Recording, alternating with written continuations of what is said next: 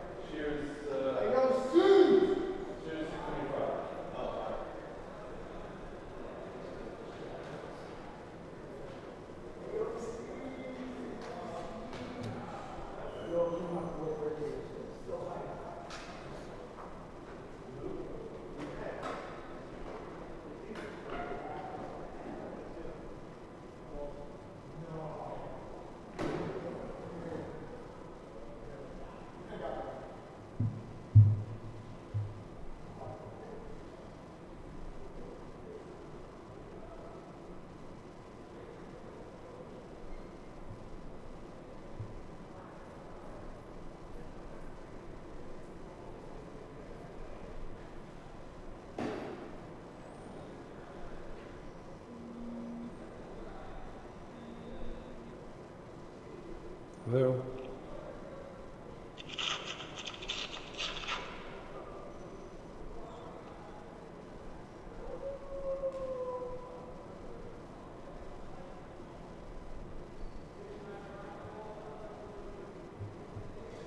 Okay, welcome.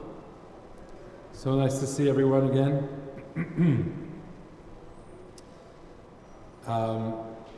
We are going to be learning together today about the fast of Tani Esther. And we want to thank once again our generous sponsor of this series, the Freilich family. Excuse me 1 second.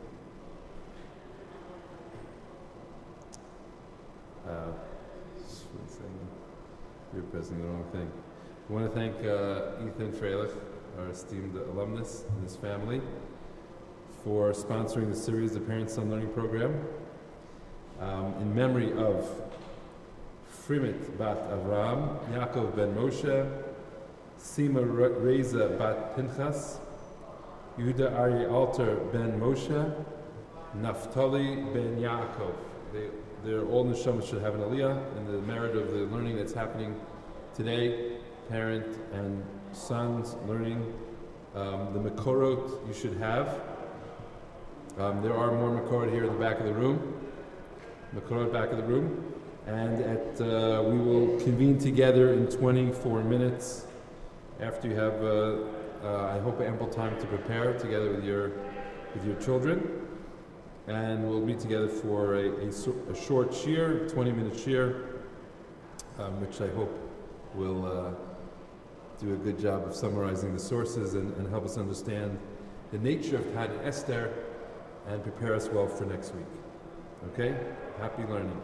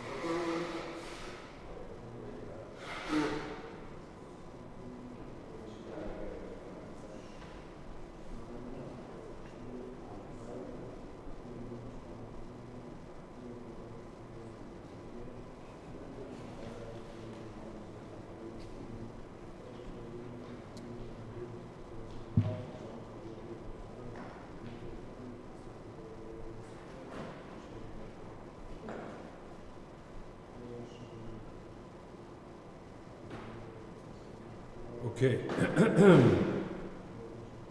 We're going to, excuse me, we're going to begin the shiur.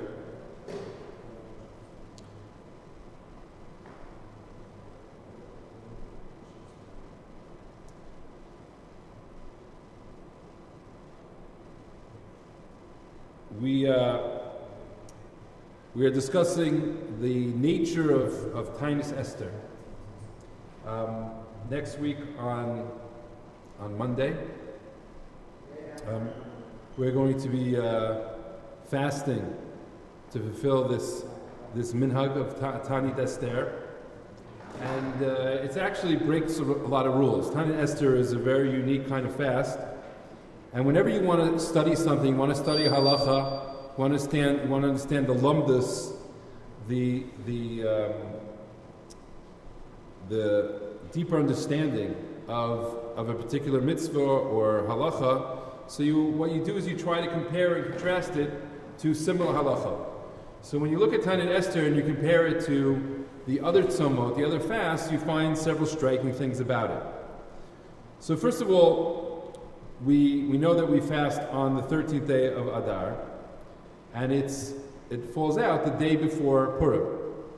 Now in general, we don't fast on Erev something. We don't have a fast that falls out on the day before a holiday. In fact, the Gemara Megillah talks about there was a thing called the Megillah's Tanis, where it lists off all the days of celebration that took place during the time of the Beis Hamikdash, and any day there was a celebration because some victory was wrought. So the day before and the day after was not a day that you could fast. And so the question begins, even how can we fast on the day before Purim, the day of the celebration of the victory, when in fact it is you're not allowed to fast the day before. So that's a question that already floats around and breaks the rules of fasting. We have an exception to this. When else do we fast? On Erev of V'yantiv? Anyone know?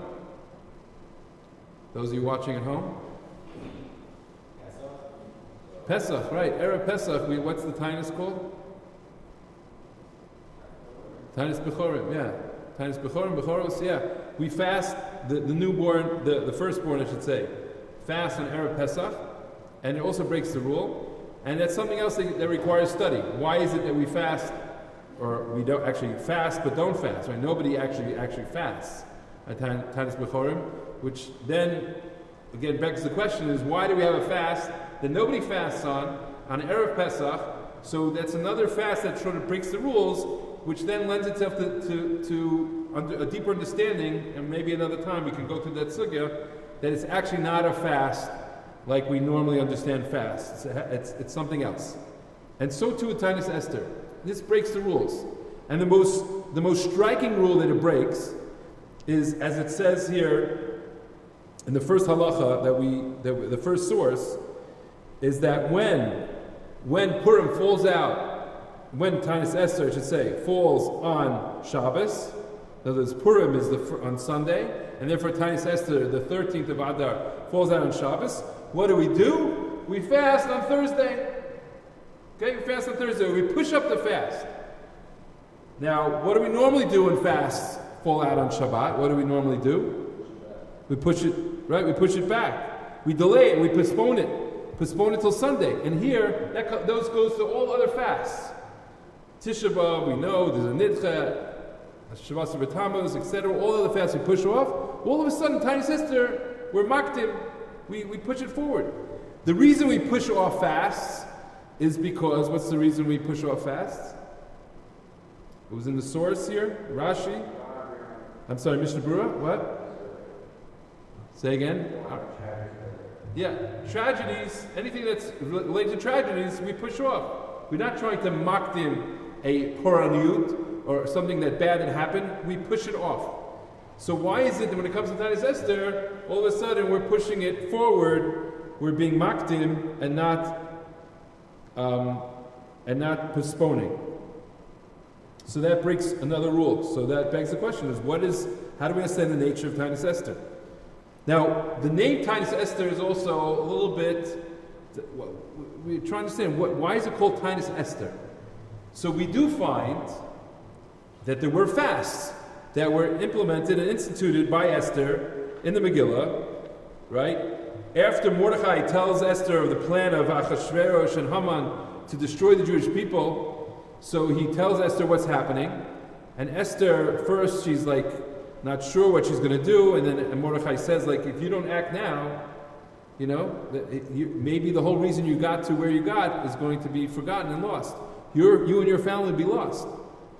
So she realizes she has to act. She has to go against the law. She's going to appear before Achashverosh without being summoned, which could be punishable by death. And so what does she do? She tells Mordechai, Lech kenoset kol hayudim, gather all the Jews, hanimtzaim b'shushan v'tzamu alai v'tochlu v'atishtu shlosha yamim, fast from me, don't eat or drink for 3 days. Now, in the calendar, those 3 days actually fall out on Pesach. It was on Pesach and Chodesh Nisan where she tells to fast. And imagine that. Imagine people said, don't celebrate Pesach. We're not having Leila Seder because we have to fast because of the terrible decree that's befalling Jewish people. So that was a very courageous thing, as it was. And a woman added that it's a woman who's the one who's telling the rabbis you have to go and fast. And they listened to her. That's maybe the biggest miracle of the whole Megillah. Right? That a woman told the men to fast and they listened to her. That's a miracle in and of itself. On Pesach. That was the fast of Esther. 3 days of fasting in order to serve as a tefillah and protection for her as she's going to approach Achashverosh. As her life is in danger. Sumo alai, it's fasting for me. You're fasting on the account of Esther. Now, that's all well and good if those are the fasts of Esther, but how does that correspond to the fast that we do on Erev Purim, on the 13th of Adar? Because those fasts did not happen on the 13th of Adar. Those fasts happened in Nisan. The Shulchan Aruch, as you saw in the source, I don't have numbers for sources, but the Shulchan Aruch mentions that there are those who fast for 3 days as a zecher, as a remembrance, recalling of the fast of Esther. Now that is not our minhag. I don't know. Maybe it's certainly not our minhag in yeshiva to fast for 3 days. I'm going to avoid jokes right now, in the sake of time. Some say, like in yeshiva in the beginning of the year, there were 3 days of fasting when the food didn't arrive, but I'm going to avoid those. But we don't have this practice, but it makes sense that the name Tainus Esther fits in if those are the fasts that are being commemorated. What is the fast that takes place on the 13th of Adar? So just to take a step aside or back for a second, we're trying to understand, on the one hand, why does Tainus Esther break the rules of all the other fasts? Also, in addition, the Ramah in the first halacha says that you can be very makil when it comes to the fast of Esther. That even if you're not feeling well, you have a little slight headache, you have an eye ache, you have pink eye, and it's okay. You don't have to fast. Right? You can push it off, which is a funny thing also. Okay, so you're not fasting for just a slight not feeling well. You don't have to fast. But on the other hand, he says you fast a different day. Push it off to another day. Why would you push it off to another day? Where do we find that? That a guy doesn't fast he doesn't feel well on Tisha B'Av, so he's going to fast on a different day. A guy doesn't fast on Yom Kippur, so he fasts on a different day. So on the one hand, it seems like, okay, you can easily not fast. Yesh lahakel, he says. You can be very makil, you can be lenient, as opposed to other fasts. Maybe you'd be more strict. But on the other hand, he says you should make it up. So we're trying to figure out what is the nature of this fast. On the one hand, has a lot of leniencies. We push it up, we don't push it off. We don't fast if we're a slight headache. And why is it called Taanis Esther? So we mentioned, which the source of that is actually found in Masechet Sofrim. Masechet Sofrim is one of the small Masechtot that are found. It's found in if you look at a Shas, so it's found after Seder Nezikin. These are later. It's Masechtot that appeared later by the great rabbis after the canonization of the Talmud. And we have several Masechtot Ketanot, as they're called, the small Masechtot. Masechet Sofrim being one of them. And in Masechet Sofrim, it mentions this idea of those who would fast for 3 days to commemorate the fast of Esther. However, other Rishonim, like the Rabbeinu Tam quoted in the Rush, which is the source you had here on the second page. Rabbeinu Tam says, as the Gemara calls it, Yud Gimel Zman Kihila Lakol. The 13th day of Adar is a day of assembly. What happened on the 13th of Adar in the Megillah? Anyone know what happened on that particular day? On the 13th of Adar? During the time of Shushan, of Haman, Achashverosh, Esther, Mordechai? What happened on the 13th of Adar in the story? Those of you at home you're welcome to. Okay, thank you, Bob from Williamsport, Pennsylvania. He just buzzed in. Yes, correct, Bob. What happened on the 13th of Adar is actually that's the day that they went to war. That was the day that the poor, the lots, the lottery, the casts, the dice that Haman, right, fell out on the 13th of Adar. That's the day they're going to go to war. That's the day they went to battle. And says that's the day that the Jewish people gathered together to fight, right? Like yesterday was the day of hate, right? The day of hate. So all the Jews said, we're going to go out, we're Daf going to go to shul yesterday. And all across the United States, people went to shul. People haven't gone to shul in a week. They went to shul yesterday, and they said, we're going to go, we're going to fight them. So they're waiting for the Hamanites, the Hamanites, those who follow Haman, who want to spread hate and start up with the Jews. So the Jews went out and get ready to fight. So says Rabbeinu Tam, since it was the day that they were going to fight, right? So everyone was gathering together. So they also gathered together to daven, right? Lomar slicho v'tachanunu l'fi shebo nikalu la'amod nafsham. Of course, they're davening. They're about to go to battle, so they woke up early that morning and they went to daven. They gathered together. They said slichot tachnunim because they're about to go out to war and their lives are in danger. We need the mercy of Hashem. Just like Moshe did, that he set up a Taanis when they fought with Amalek, etc., etc. And in the Maseches Taanis, we set up a Taanis Tzibur. So Esther and Mordechai, not only did Esther institute fast that took place a year before Nisan, when she was in danger of appearing before, but this is a year later. A year later, now they're about to go to battle. They couldn't repeal the decree that to fight against the Jews, to go kill the Jews. So the Jews had to stand up for themselves. So they went and they gathered together to fight. So you see, we have two possibilities of understanding the nature of Taanis Esther. Why it's called Taanis Esther. On the one hand, as the Masechet Sofrim says, it's to commemorate the fast that Esther instituted, as mentioned in the Megillah, the 3 days of fasting which took place in Nisan. Why is it taking place now in Adar? Not really. That's the shortcoming of that approach. On the other hand, we have a fast that they fasted the day that they're going to go out to battle, which took place on the 13th of Adar. That's why we fast on the 13th of Adar. The shortcoming of that approach is why is it called Taanis Esther? It wasn't Esther necessarily who instituted that fast. It wasn't on the count of Esther that they fasted. It was on the count of them going to battle. It shouldn't necessarily be called Taanis Esther. Now, before we look at the Mishnah Berurah to wrap up, there are two nafkamina, perhaps. Two practical differences in the two approaches you may take here. One nafkamina would be the question the Rama raises, is that do I have to make up this fast? Right? I don't feel well, I'm pregnant, not right now, but That's the Yitzur, okay? But you have a headache, you don't feel well, and you're not fasting. You can make it. That's the halacha. So do you make it up another time? Is there value making up another time? So if you say, like Rabbeinu Tam, that it's dafka on the 13th of Adar, that's the day that they went out to war, and that's the day we're fasting to commemorate that fast they did when they went out to war.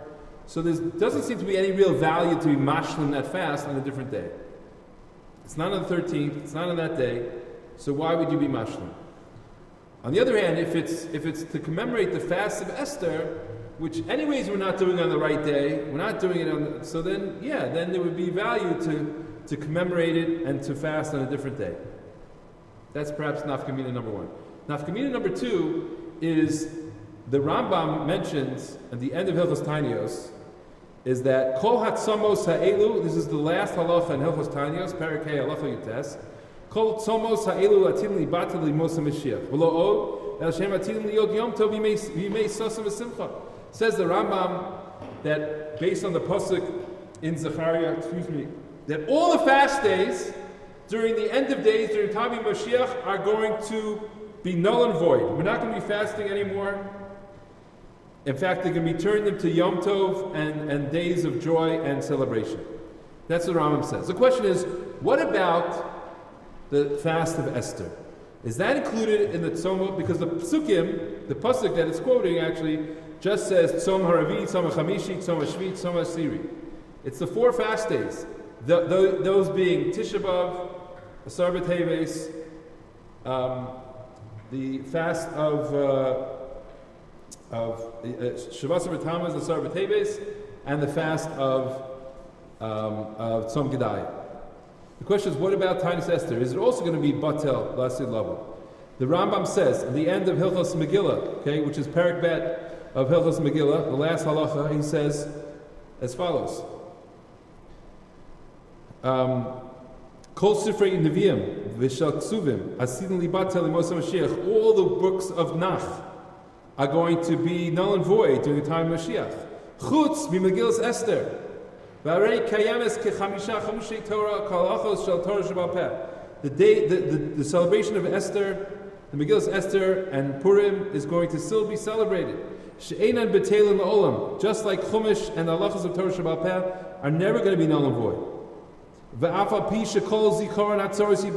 though all commemoration of the tzaros, of the tragedies that befell the Jewish people are going to be null and void, Yemei HaPurim lo yibatlu, the days of Purim will not. And the question is, so Purim is still going to stand. When we say Yemei HaPurim, does it include Tainus Esther? Is also the fast of Esther still going to be commemorated? Because what we see about the fast of Esther, that it's not really a day of tragedy. It's not a day of brokenness like the other fast days, like Tisha B'Av and Shavas B'Tammuz and Asar B'Teves. We're commemorating the tragedy. We are not commemorating tragedy here in Tainus Esther. We're makdim. We actually we push it forward because it's not coming as a Puraniyut. What is Tainus Esther? Says according to the Mishnah Berurah, which I think is incorporating both opinions. The Mishnah Berurah says that we fast on the 13th of Adar because in the days of Mordechai they gathered on the 13th of Adar to fight and stand for their lives, like Rabbeinu Tam said. And they needed to ask for mercy, right? They pleaded to be helped by Hashem, to take revenge for their enemies. And you skip. And they call this fast the Tainus Esther, I'm reading in the English, to remember that God looks and listens to every person in their time of distress when they fast and repent to God with all their heart, just as they did in those days. In other words, and maybe just I'm going to go a little over time, I apologize. But on the 13th of Adar in 1986, I was part of several, probably 100,000 other Jews that took place in the Levaya of Rav Moshe Feinstein. Rav Moshe Feinstein was the Gadol Ador at the time. Maybe some of the parents will also remember that when that happened. And that's his yahrzeit, 13th of Adar. 37 years ago he passed away. Now, Rav Moshe Feinstein, a lot of amazing stories about Rav Moshe Feinstein, but one story that is one of my favorite stories, which helps us understand Tainus Esther, is that when Moshe Feinstein was a little boy, he was 5-6 years old, his father took him for the first time to Cheder. He took him to the first day to learn with the Rebbe in the Cheder in the school. And the Rebbe at that day pointed to in the Gemara. They were learning Gemara. He's 5, 6 years old learning Gemara. He points to the word itmar, which means it's stated. It's about to quote a machloket. That's what the word itmar does in the Gemara. And he points to the word and says, "Who knows what this word is?" And little Moshe Feinstein raises his hand. He says, "I know the word," and he says, "It's itamar," or maybe he said isamar, itamar. And all the kids were laughing at him. Itamar. He looked at the word and it spells Itamar. Itamar, one of the sons of Aaron, is what he knew from learning Tanakh with his father. He learned all of Tanakh with his father before he went to the Cheder. And Rav Moshe Feinstein would learn 2 prakim of Tanakh a day for the rest of his life. So he looks at the word. It looks like Itamar. All the kids were laughing at him. It's Itmar. So Rav Moshe said from that experience he learned 2 lessons, which he took for the rest of his life. One is that whenever you look at something, you have to look at it from different angles. He was looking at it from the angle of Torah Shabbat, and he didn't know there was another angle, there's Torah Shabbat Peh. So whenever a question was asked of him, whenever he looked at a sugi, he would try to look at it from many different angles, and that's what we try to teach here in Yeshiva as well, to look at things from different perspectives, and to understand things broadly. Number 1. Number 2 is that the pain that he felt, that the kids laughing at him because he made the mistake, and they were laughing at him, even though he wasn't wrong necessarily, he was wrong in that context. So he took it upon himself that he would never laugh at anyone for asking a question. And he got hundreds of ridiculous, silly questions. And yet he would take every question seriously. And he gave everyone the proper covet and respect. This little boy, 6 years old maybe at the time, took a lesson from that experience and applied it for the rest of his life. Tainus Esther says in Mishnah Berurah, Tainus Esther is what we're actually a celebration of the fact that we understand that a Kadosh Baruch Hu is a Shomea Tefillah, that our fast and our tefillos on that day, on the 13th of Adar, is effective because, and we knew it's effective because a year earlier, when Esther asked that we fast for her, and we fasted for her 3 days, we didn't eat and drink, and Esther risked her life to go into Achashverosh, and she came out alive, a miracle of miracles. And we saw that our fasts work, that our tefillos work. So a year later, they're going out to battle against all these enemies. They said, we're going to fast and we're daven again. And HaKadosh Baruch Hu is going to save us. And so the fast that we commemorate on Yud Gimel Adar, next week on Monday, is a celebration of the recognition that HaKadosh Baruch Hu is a Shomea Tefillah. We learned and we from our experience that HaKadosh Baruch Hu takes our fast seriously, takes our tefillah seriously, and as a result we're able to celebrate the day of Purim the next day. It's part of the celebration of Purim that HaKadosh Baruch Hu is Matzilenu Miyadam. Once again, we daven, we fast, and HaKadosh Baruch Hu listens. That is the celebration, so we push it forward. We don't. It's not a tragedy, and l'chora, it's going to be even in the future. We're going to continue to celebrate the fast of Esther by showing that HaKadosh Baruch Hu is a Shomea Tefillah and listens to our tefillos and our fasts. Laila Tov, thanks for listening.